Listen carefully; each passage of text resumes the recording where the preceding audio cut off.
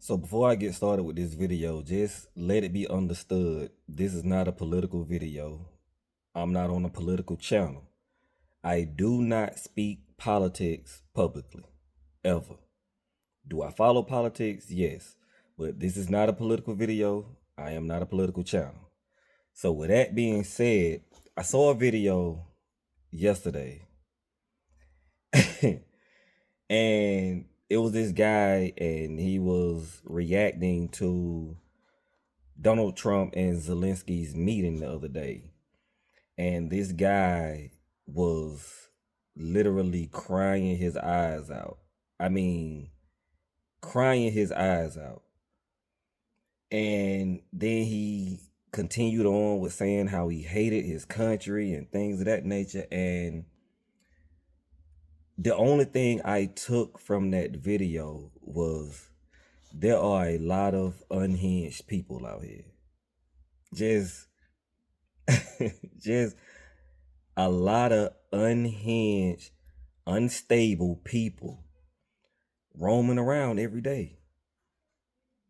I don't care which side of the aisle you fall on. Don't care who you voted for. Don't care if you love Donald Trump. Don't care if you hate Donald Trump. Don't care if you voted for Kamala. Don't care if you can't stand her. I don't care.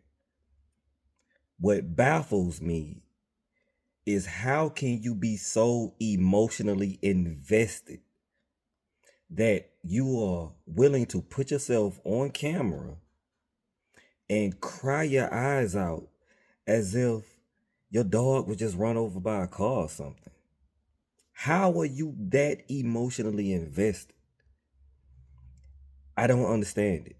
And it's scary to think that the rhetoric and the political climate is really ramping people up to this degree to where they're spazzing out and crashing out over everything. And it amazes me because I'm like, how can you be so unhinged that someone who you don't know, whom you've never met, how can that person push your buttons to the point to where you're willing to crash out over the internet? There's nothing wrong with being passionate about a topic or situation or ideology or whatever. Like, there's nothing wrong with being passionate. But I don't know, I guess there's just a disconnect when it comes to me when I see people ranting and raving and I mean just amped up and ready to like go to war because someone said something that they didn't agree with. I don't understand it. I don't understand it. And I'm seeing more and more videos of people crashing out for one situation or the other, over one candidate or the other. And so I have to ask the question, when can an actual civil conversation be had? Anytime you have opposing sides, in order to overcome the conflict, you have to find some type of common ground. There has to be something that we can agree on and build on that. But the more I watch this political climate, I just don't know if those days are still here. I don't know if it's even possible at this point in time because I mean, it's just ravenous. You know, people are becoming outright savages because of their hate for Donald Trump or their love for the Democratic Party. And I'm like, yo, when did we lose the ability to just have a conversation? And I'm telling you, I made a video before and I'm saying it's like Bloods and Crips. It's really a gang mentality. And I get that we tribal by nature, but to the extent that I'm seeing some wildness online and I'm like, Where is the decorum? Where is the etiquette? When can we just agree to disagree, yet continue to work with one another? Because regardless of how most of us feel, we're all in the same boat by and large. 60% of this country is living check to check. 60% of the country. So, I mean, but when I see people online crashing out, I'm seeing guys unhinged. I'm seeing grown men crying because they don't like another man that's on television. I just don't get it. And like I stated, I don't speak about politics publicly. You know, I have my opinions, but I keep them to myself. But I can honestly say there's never been a president or anyone in the White House for that matter that I look to govern my life. That's something that I've never done. I've never looked to the White House pleading for help. You know, with some policies or some legislation to come our way, be nice, of course. But at the end of the day, it's up to me. It is up to who I look at in the mirror to determine my outcome of my situation. I've never depended on any government official to bail me out of whatever situation I may be in. Because regardless of who's in the White House, you have to get up every day and do what you have to do in order to provide for you and your family. Regardless of who's in the White House. My daily walk does not change. My purpose does not change. My purpose is bigger than Democrat or Republican. Pick your tribe. I have no judgment either way. All I'm saying is stop being so dependent on the White House and get to work. However that may be, whatever that is to you. I'm not saying go hit a clock, and I'm not saying that whatever you have to do by any means necessary, get out here and make it happen. You're going to stumble along the way. Maybe you can get some breaks. But at the end of the day, my daily path does not change, dependent upon who's in the White House or not. People in 2025, they throw around the word hate just too loosely.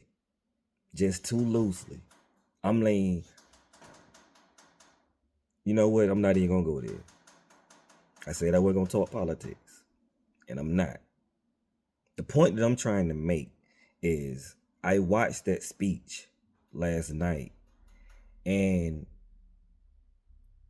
the optics of it literally illustrated the divide running down the middle of the country. I mean, the symbolism was so present. You couldn't help but see it. And it's just like, that's not a positive thing. My question is, how do you fix that divide that is clearly marked running down the middle of the aisle? How do you erase that divide? That should be the question.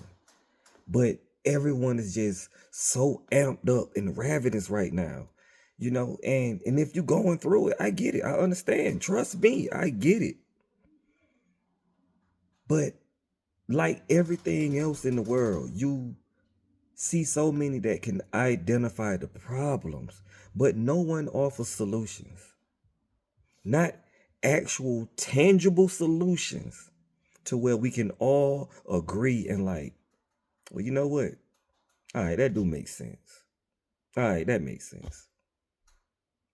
And it's like, after watching that speech last night, we are so far from just finding any sense of common ground.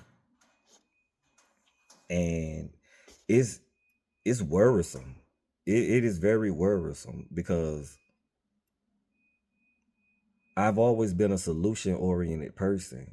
And I'm looking at this thing, and I can't come up with anything because I'm a rational thinker, and people are becoming more and more irrational, and more the logic is going out of the window, and there's just so much emotion, and it's because of that a lot of people just aren't thinking clearly or just overreacting. And again, man, when I'm seeing grown men on television crying for President Zelensky, I feel bad for Ukraine and his people. I feel bad for them. No one wants their land to be taken by force. No one wants to see innocent lives lost. Like, no one wants that. But I don't know President Zelensky. The last thing I'm going to do is sit online and shed tears because he got his coattail pulled. Like, again, from an optic standpoint, yo, you wild for that one. And I mean, and it wasn't just one individual. I'm just saying, react how you want to react. But when you react in such a dramatic fashion, you a little unstable, dog. Like you a little bit, you know what I'm saying, unhinged, so to speak. My suggestion for people is to take a time out. Take a breather. Get off social media for a couple of days, a week. Get some fresh air. You know what I mean? And just take a short hiatus away from all the political talk, all the political jargon. Just take a break. Take a break. Enjoy your family. Find some of the positive things that's going on in your life right now and rock with that. Just take a break from it. Because people are so invested to the point to where you feel the tension mounting more and more and more. And it's just like, I feel like it's a powder keg waiting to explode. And it's just one of those things to where take a break. Take a break. Whichever side of the aisle you may happen to be on, or if you're independent or whatever, just take a break. Just take a break and